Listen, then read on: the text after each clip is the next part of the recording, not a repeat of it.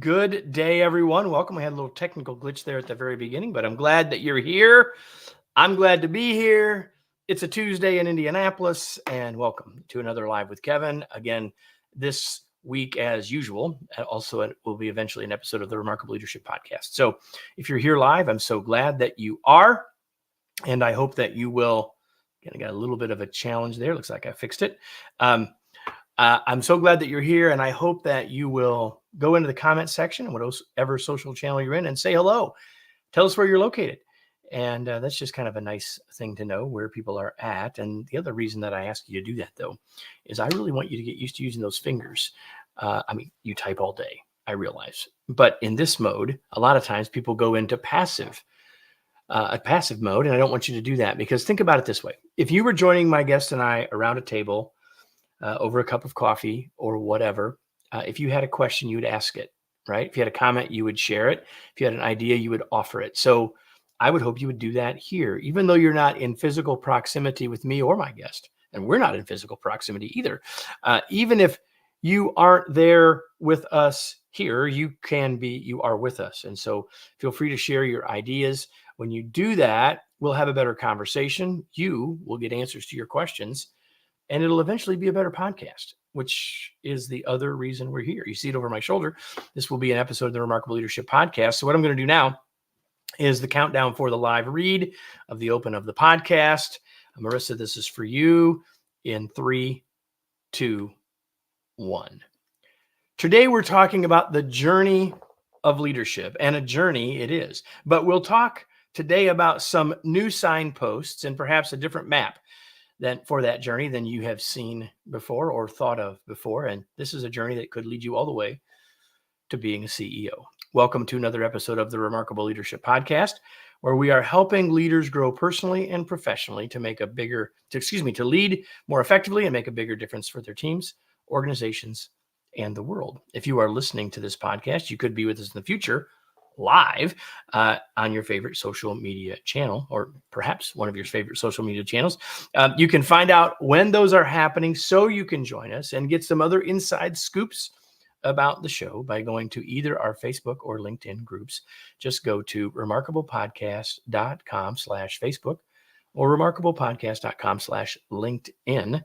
Today's episode is brought to you by my upcoming book, the second edition. Actually, by the time some of you hear this, it will not be upcoming. It will be out. The second edition of The Long Distance Leader, Revised Rules for Remarkable Remote and Hybrid Leadership.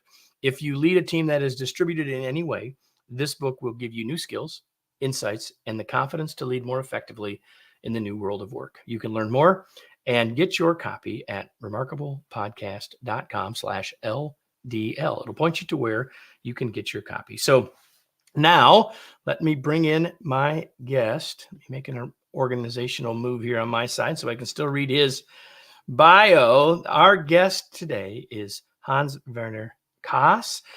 He is the co-dean of the CEO program, the Bauer Forum, a former member of its Global Client Council, and a senior partner emeritus at McKinsey. In 1991, he joined McKinsey's Frankfurt office, moved to the Cleveland office in 1997, and co-founded the Detroit office in 1998, where he still lives. He works with and counsels CEOs and leaders across multiple industry sectors globally. He's the co-author, this is why he's here, of the new book, The Journey of Leadership. There it is, The Journey of Leadership, How CEOs Learn to Lead from the Inside Out. Welcome to the show. So glad that you're here. We had the chance to chat briefly ahead of time. I'm glad you're here. Thank you, Kevin, and appreciate the time with you and hosting me and frankly, hosting our book as well.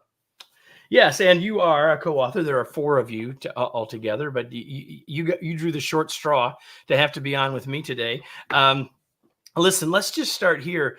I gave the very brief intro to your career. Tell us a little bit about the journey. How did you end up being involved with CEO leadership? Just tell us really briefly sort of how you ended up here. You probably didn't expect when you were a 10-year-old, this is where you'd end up, right? So just a little bit about the backstory, would you? Yeah, happy to do so, Kevin. So in terms of a little bit my own, call it life story or professional story, I grew up in Germany, finished high school. At the time, I had always a strong interest and bias in engineering and science, and with a small detour from an initially actually planned but then stopped military career, I ended up studying mechanical engineering and business administration. And that combination already reveals something about me.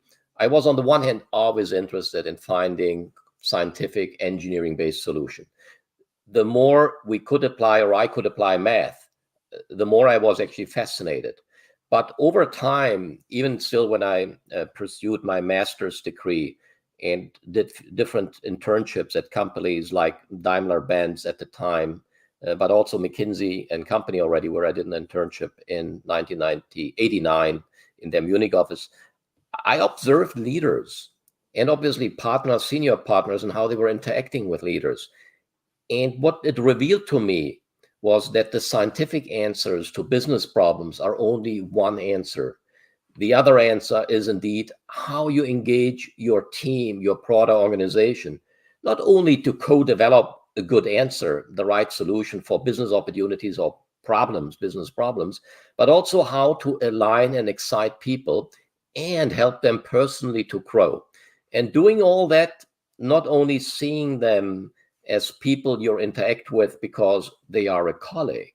No, first and foremost, they're human beings. You need to point that out and actually embrace that and act accordingly.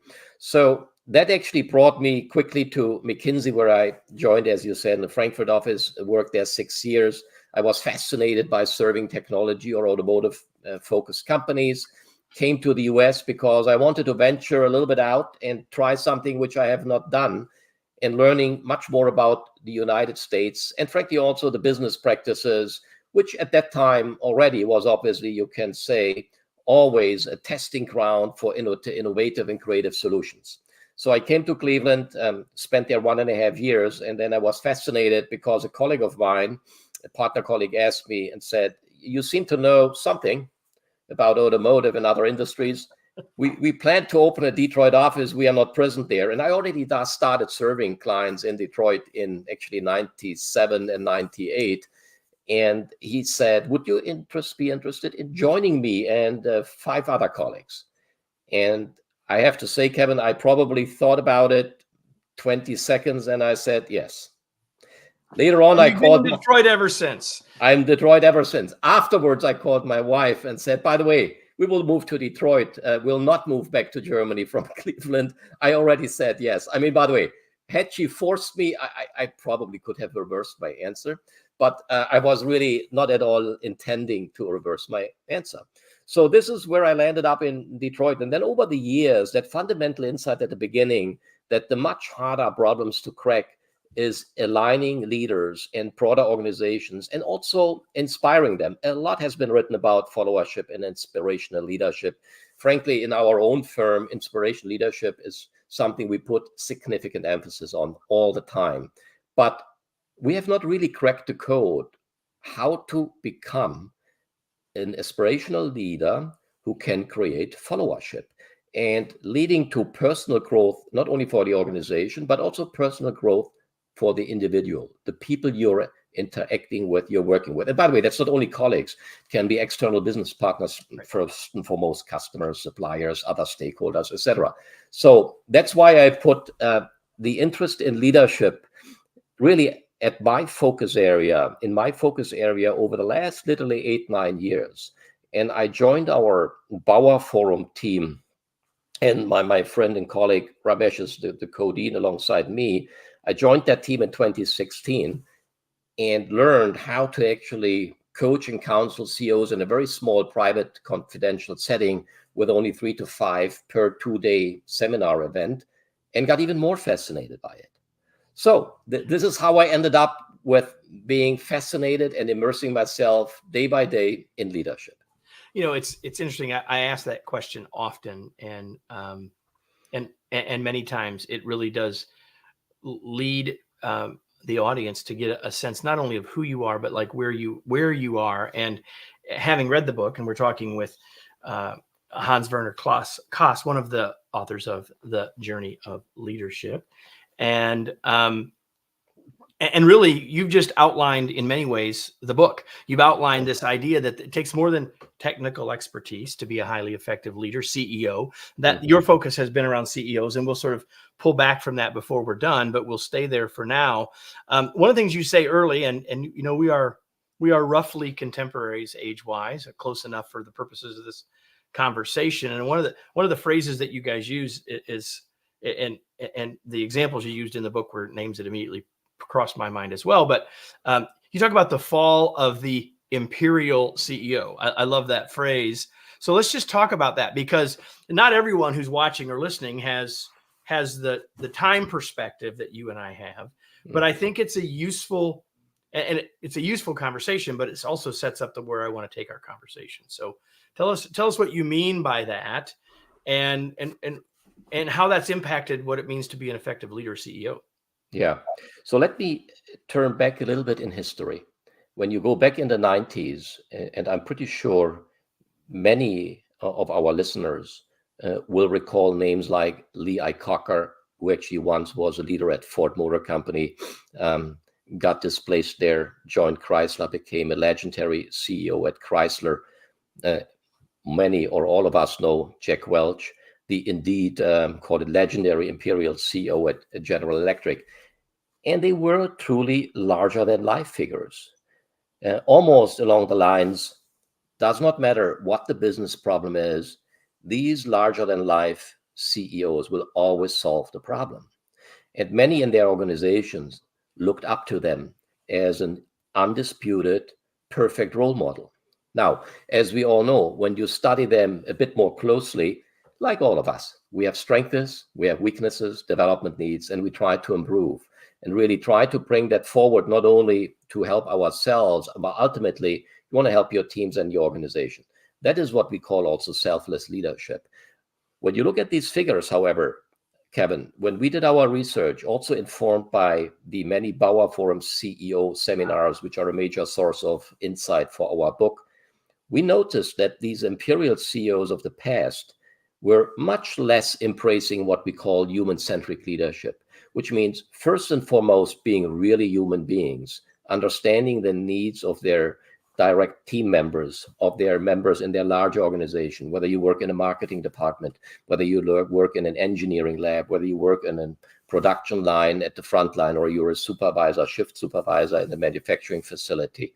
And that notion and criticality of human-centric leadership, we missed that in those imperial CEOs. And when we did more and more our research, we also noticed that CEOs we worked with over the years, they did evolve. The CEOs who indeed attend the Bauer Forum, and they usually attend our 2-day CEO leadership development program when they're in their early or mid tenure as a CEO. Sometimes we have later tenure CEOs, but usually it's early tenure, mid tenure CEOs. And almost 60% of the topics they have chosen. And we really encourage and actually request from the participating CEOs to choose the 2 or 3 topics which are top on their mind to be a more effective leader, is much more around the personal leadership model and the personal operating model. It's less strategy. Yes, sometimes strategy topics do come up as well. And that gave us a clear conviction, I would almost say a trigger, to rethink what is the nature of the CEO in today's modern times. Yeah, and it's so interesting. As I read your book, and obviously the journey that I've been on doing the work that we do is not the same as yours, and yet I work with leaders at all levels, including CEOs. And as I'm reading your book, I spent most of my time nodding my head, both at the stories and sort of the overall framework. And I'd like to talk about the framework a little bit, because the subtitle of the book says "How CEOs Learn to Lead from Inside Out." So I'd like you to tell us, what do you mean by that? And as you know, then we'll sort of get into this sort of what I would call the 2 stages of your human-centric model. But what do you mean by leading from the inside and learning from the inside out? Yeah, so the inside out process, the 2 key words are inside, your inner life, understanding yourself before you can actually lead outside, which means leading your teams, leading your product organization, leading other stakeholders. Let me start with the inside. It is absolutely paramount and required and critical that you understand your own leadership traits, and we would even say human traits. That's why we call it human-centric leadership. Humility, self-reflection, self-awareness, vulnerability, but also resilience, confidence, determination, etc. And that insight assessment starts with self-awareness. And self-awareness means, what leader are you actually today? And you will need to do that in two ways. You should indeed gather feedback. People you work with, not only people you work with, can be friends, can be your spouse, people who know you very well and are in your, call it, closer or expanded circle. At the same time, you need to then start to self-reflect. Where are the areas you need to improve? Where are areas you actually are already well developed in terms of your leadership and character traits? And understand and develop your own, what we call, in the book, we call it the commitment plan, which is actually a tangible plan at the third day of the Power Forum. And at times we even use the word reinvention. There are certain elements we need to reinvent because they were connected in the past. But you need to adopt and embrace them to be a more effective leader. Once you have done that self-assessment with your own internal self-improvement roadmap, then you can be effectively a better leader in leading others. Lead yourself first, which is indeed part one, the first 6 chapters, before you lead others, the second part of the book. Well, we'll get to the second part. I want to stay in the first part for a minute, Sure, if we can. And I really appreciate that you talked about the self-reflection part, or the self-assessment part, broader than just self. Because one of the great things about the book is at the end of every chapter, both the inside chapters and the outside chapters, true. You ask some really excellent self-reflective questions. And I think any leader who asks those questions of themselves is going to learn stuff. Any human would do the same. However, all the research says that we think we're more self-aware than we actually are. So even though those are great questions, I'm really glad that you mentioned the fact that we need to get some other feedback too. Sometimes the focus ends up being only about getting that other feedback and no one's taking any time to think about themselves. But because I think the book does such a good job, and you've done such a good job just now of talking about the self side, what would be some advice you would give around, especially at a higher leadership level as a CEO, about getting that honest, truth telling, we'll get to that phrase later, feedback? Yeah. What would be some advice you'd give there? Yeah. So it's very important that you create an atmosphere which is bringing honest feedback to you. If there is any element of an, call it, even punitive nature in a company's or any institution's culture, it is very hard to get honest feedback, because people who bring you the honest feedback, that could be the executive assistant who is working with the CEO. It could be the chief of staff. It could be the head of strategy. It could be head of a business unit, people you're interacting with, he or she. So if you're not creating that atmosphere for honest and open messaging and feedback, and rewarding open and messaging and feedback, it is very hard to get honest feedback. And then the chain of self-awareness, self-reflection breaks down already in the first step. So that atmosphere. Exactly. That's why I wanted us to take a second there. Exactly. Right? And how to practically do that. Frankly, you can do that in one-on-one settings when you are sitting down with your chief of human resources, with the business unit leader, etc. You can even do it with your executive assistant, because the executive assistant, he or she has great insights. They might have the best input of all. The best input of your own, and invite their feedback. And you need to create an atmosphere that people do not feel as if they would be facing somehow negative consequences if they're honest with you. So, and that requires real role modeling, and it's more than role modeling in the moment itself. Constant demonstration of the right inviting behavior is critical. And really coming even a few days or weeks back to that person, say, by the way, thank you that you actually offered me that bit tougher, inconvenient feedback for me at first sight, because it's only inconvenient at first sight. It actually helps you.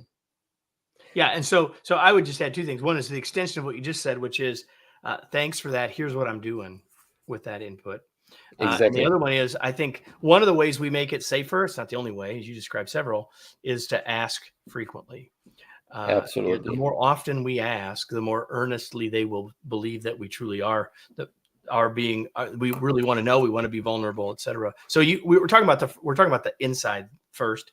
And you mentioned that there were 6 pieces to that. And the one that I would like us to chat about, well, I have one I'd like us to chat about, but No, please go ahead, Kevin. Absolutely. I will, I promise, but I'm kind of curious which one you find maybe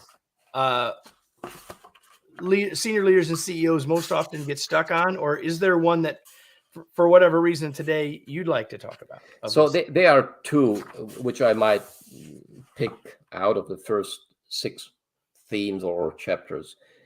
On the one hand, humility is a real critical one. And humility, in my view, at times it is a little bit an overused terminology, because many people say, oh, I got humbled by this experience. I try to be more humble. That is true. But real humility admits first and foremost that you as a leader, or even as a person, you have deficiencies and shortcomings. And you can partially address them, and you should address them based on the feedback conversation we just had. But you should also admit and invite that the collective group and solving problems of whatever nature, the collective group is much, much stronger and much better equipped. This is why I still like humility so much, because it is very fundamental. And when you show and role model humble behavior, Kevin, I was always deeply, and even today, deeply impressed how you invite suddenly the collaboration and proactive behavior. You can call it entrepreneurship, whatever you want, in different areas of people. They suddenly flourish. They suddenly say, I want to help you. Oh, you invited me to help you? I'm all yours. I'm really excited to help you. So that's why humility is one of the favorites. The other one I would point out, we're describing it in chapter 6. We talk about versatility and the versatile leader.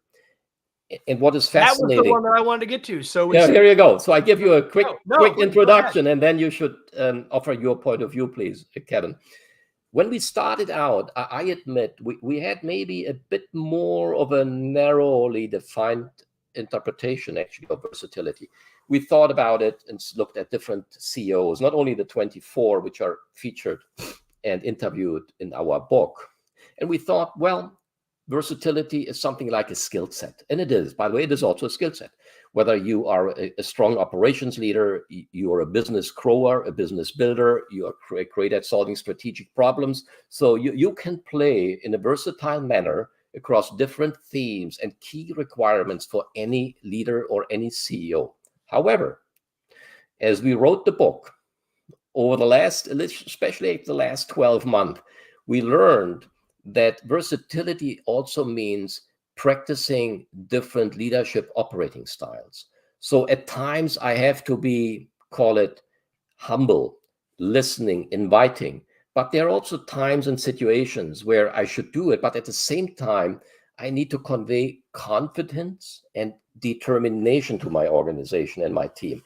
And we call them balancing act or reconciling polarities is so important in that. And I have to give credit here to my co-author, very much appreciated, Dana Mayor. She has been emphasizing that theme of balancing acts as a leader in terms of the leadership operating style significantly. So I've been learning along the way and said, yeah, that versatility theme actually applies as well to the leadership style. And I have a bit of a reason for wanting to thinking about that one. It's because it's really the focus of my next book that comes out next March, called Flexible Leadership, and it's very much about that idea. And you're talking about polarities. I call them flexors. And as you said, there's absolutely a skill set here, but there's also a mindset here. Right. And I think that one of the things that happens is we get, especially by the time we've gotten to the C-suite, that, well, this is how I lead. Mm-hmm. This is my style. This is my approach. And the world is far too complex for us to just lean into one of those things, because it's not always in context going to be the best approach. So I really loved for other reasons as well, but I think some really great stuff in that chapter, because humility, super important. Confidence, super important. Selflessness, which is a phrase that I use all of the time, 100%. Vulnerability and resilience get talked about and have been written about a lot. But to end with that one on the inside, on the self-reflective side, I think is a really useful one. I'm watching our time, but I want us to get to the second half of the book. You got 6 more ways that we basically take where we are and use that to influence others, influence the business. Talk about those 6 just really quickly. I'll throw them up on the screen. So happy to do so, Kevin. So in part 2 of the book, we basically translate what you have immersed yourself in the first 6 chapters, or 6 critical leadership. I also like to call them character traits, not only leadership traits. Yep. And how you apply them when you lead your team and your organization. So, and it's a combination of, on the one hand, certain themes you're very well aware of, courage and boldness, but boldness not without any thoughtful conditions, because even the word boldness, inspire boldness, has been overused at times. You have to be bold in a certain situation, and others you might actually hold back a little bit. Again, concept of balancing acts as a leader.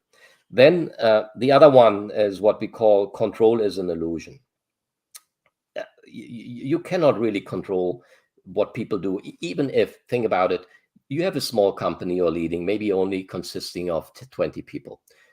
By no means every day you can control the behavior of any of those 20 when they're interact with a supplier, with a customer, with another colleague. So establishing what we call thoughtful and authentic empowerment is very critical, and guiding organization by purpose, and frankly also by, if you wish, a code of conduct or values, and different organizations have different words for that, is so critical. The other notion, and I'm just picking a few in that moving beyond yourself section in part 2 of the book, is fearless learning. And let me give you a very brief story why I got fascinated with fearless learning.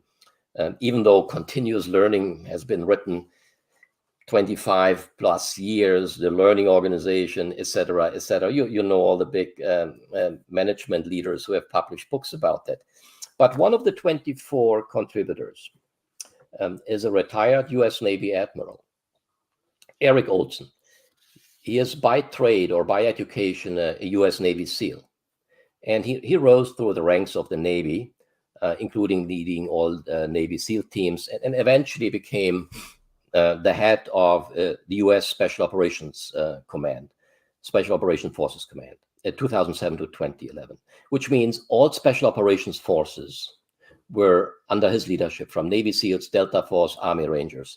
And I got to know Eric simply because he was already a few years ago a senior advisor at McKinsey, and by sheer coincidence, he was a CEO of a startup in Southeast Michigan and Farmington Hills, not far away from where you grew up, from where I live today.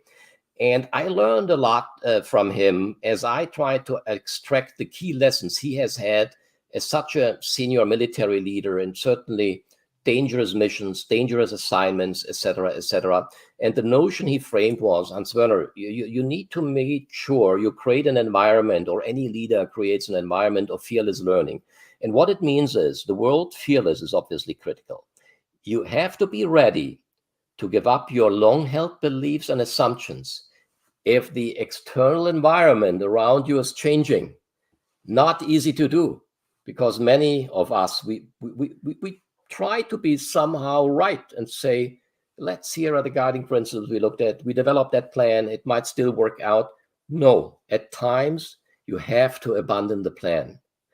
And this relates to our conversation about versatility, right? It's the same thing around versatility. You have to be versatile to do that. Connected to that. In the book, you talk about the Osama bin Laden raid, which he described in, I would say, in an appropriate depth. Obviously, there are certain boundaries which he, as a former military leader, still needs to respect. He cannot share all the details, of course.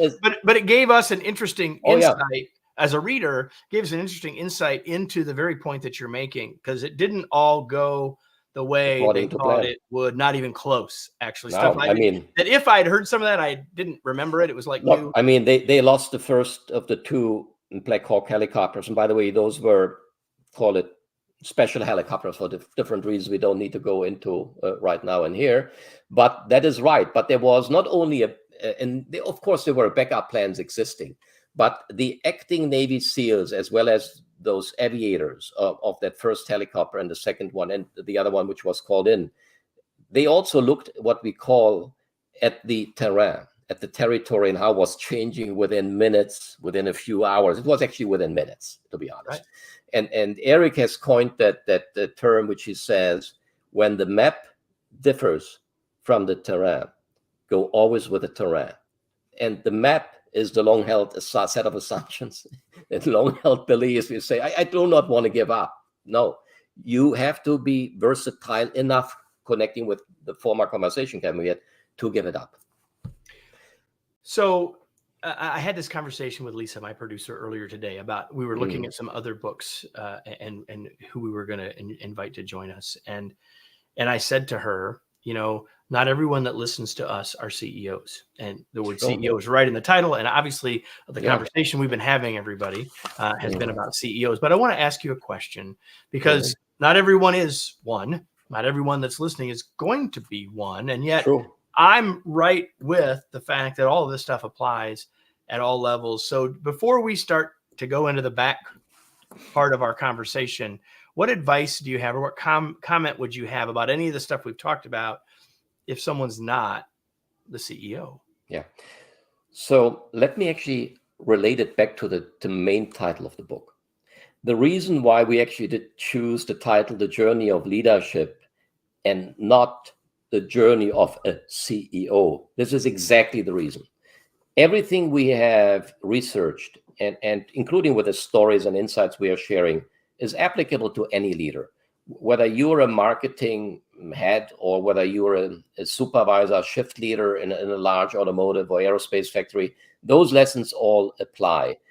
Everybody of us, even in your small, call it family circle, it helps to self-reflect, be self-aware, and get some input while you then integrate the input and need to develop your own, call it plan, commitment plan for adopting changes. This is why we are so strong about the leader and not only the CEO. And we try to make that pragmatic, Kevin, in two ways. First way is what you just mentioned a few minutes ago. At the end of each of the 12 chapters, we have a small box with key questions. This is, in our view, a pragmatic tool, an actionable tool for self-assessment. By the way, you can invite others to indeed give you some feedback on those questions. Because using those exact questions. Exactly. Yeah. Use the same questions. Show it to your spouse, to your best friend, to your executive team member, to your chief human resource officer, whoever. And then in the appendix of the book, and admittedly, appendices of books are easily overlooked because they're an appendix, and people say, I have a hard enough time to read all the chapters. Now you want me to actually take a look at the appendix? Our answer to that is yes, please do. Please do. Because in the appendix, structured in 3 buckets, lead yourself, lead your team, and lead the broad organization, we have written down what we call micro habits, micro practices, micro habits, which we as 4 authors, plus our 24 contributors and others, frankly, we have to say, in the expanded McKinsey leadership domain, have collected. And we boiled it down to a few, which in my view, in our view, are a bit more menu style, because some might be more relevant for you than certain other ones, depending on the operating context you have. So 2 ways to make it actionable. So before we finish, we sort of started with you personally, and we'll sort of end there as well. So I'm curious, what do you do for fun? So what I do for fun, a few things. I love to travel. On the one hand, that came naturally because as a McKinsey guy, you have to travel. And my clients in automotive, in technology, industrial or aerospace defense, they were always global. So I had the opportunity to travel and work always in a global business context. I appreciate that. But on the other hand, I find personal private travel with my wife, my spouse, and my kids or friends as exciting because you put your own agenda together and you're not driven by a business agenda. So just recently, Kevin, we came back Sunday a week ago. We spent 10 days in southern Italy, Sorrento coast, Amalfi coast. We visited Pompeii. We visited Naples. We spent, of course, a few days in Tuscany visiting a former McKinsey colleague there. And I'm always fascinated by immersing myself in history. So travel for me has insights into not only joy, etc., but also immersing myself in culture and history. This is why I like to travel. What else do I do? I'm a very passionate tennis player. And given I have now, obtained or now in the emeritus status, I would say I have a bit more time in terms of self-control, even though my calendar, my priorities have nicely filled up already. But I actually want to advance my own tennis play. And I follow a little bit the inside-out approach. There are certain things also in the mental setup which I have to improve before I can be an effective partner, even playing a double. So the tennis is that. And then third, I actually want to read more. I always felt a little bit over the last few years that reading outside of business literature fell a little bit short.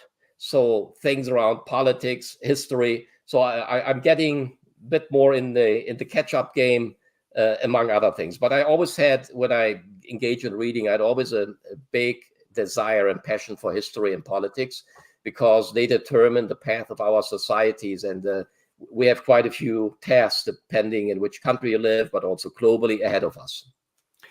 Well, since you brought up reading, what are you reading these days? So a couple of things. First of all, I love the book Outlive by Peter Attia, who has really developed a very insightful combination of scientific but also pragmatic insights around longevity. And he talks about health span and lifespan. And it is really an actionable, practical advice. And it is a very holistic, in my view, because it covers not only the themes you and I are aware of in terms of workout regimes, exercise, nutrition. It talks a lot about actually psychology and mental health as well. And combining that to become a more happier, a more, call it, a complete human being, I find fascinating. So that is one I just read. I now have started to read Democracy Awakening from Heather Cox Richardson. She is a history professor at Boston College, and she also has her different podcasts. She writes a newsletter every day, which I'm diligently reading. It's usually the first thing, Kevin, I pick up in the morning. It's not the news on different media or stream broadcasting services. And then the third one I've not started, but I want to read is Fareed Zakaria, The Age of Revolutions. And I'm a big follower of him. I watch his, not only his Sunday show he hosts, the GPS show he hosts, but also he writes columns in different media outlets. And I think he is a great analyst in terms of understanding and disaggregating complex dynamics and also offering at least some, directional perspectives. So those three probably give you a little bit an idea of what I'm fascinated by. I love that. Well, thank you for sharing those, and we'll make sure everybody that those are in the show notes as well as information about the journey of leadership. But before we close, anything else? Where do you want to point people? Where can people learn more about you or the book? Where do you want to point people before we wrap up? Those watching, I'll hold the book up again. Absolutely. You should indeed hold up there. There are different ways. On the one hand, yes, obvious, that's the obvious suggestion. Please read the book. Will be published September 10th. You can pre-order it. But in addition, if you go to McKinsey.com, we have actually already published 2 articles which are extracts of key messages and insights from the book. The one came out mid-June about personal growth. That's more a summary version of an article. Just yesterday, Kevin, you will like to hear that. We did publish an article about versatility in itself. So chapter 6, that is on McKinsey.com. And those are, great, I would call it, resources people should access to. We continue to publish certain themes or pick a certain theme and relate to it on different LinkedIn posts as well, and including my 3 co-authors. but also our head of publishing at McKinsey, Raju Narisetti. And last but not least, feel free to approach the authors. Nothing wrong with that. All right. I appreciate that. Thank you. Before we wrap up, everybody, and before I give you some final thoughts and final thank yous, the question that I ask you all as listeners every single week is very simple. The question is, now what? What action will you take? And because listening to this is fine, but if you have a spouse or significant other, you know that fine isn't always awesome. Like, the way to get the most from this, everybody, is to take action. And the only way to take action is to translate the insights that you got and turn them into actions you will take. And so it's my hope that you will do that. When you do that, this will have been a greater value to you, which is really the point that brought both of us here to have this conversation. So Hans-Werner Kaas, thank you so much for being here. It was a pleasure to have you. It was a pleasure to have this conversation. And thanks again for being here. Kevin, thank you for the dialogue, for the conversation. Truly enjoyed it. And as the last part in the book says, the conclusion chapter, the journey never ends. 100%. And so the journey never ends, everybody. And never is a long time, but I don't see any time soon when the Remarkable Leadership Podcast is going to end either. I know for sure it'll be here next week. And so make sure you come back and join us next week for another episode of the Remarkable Leadership Podcast. Thank you. Thank you, Kevin.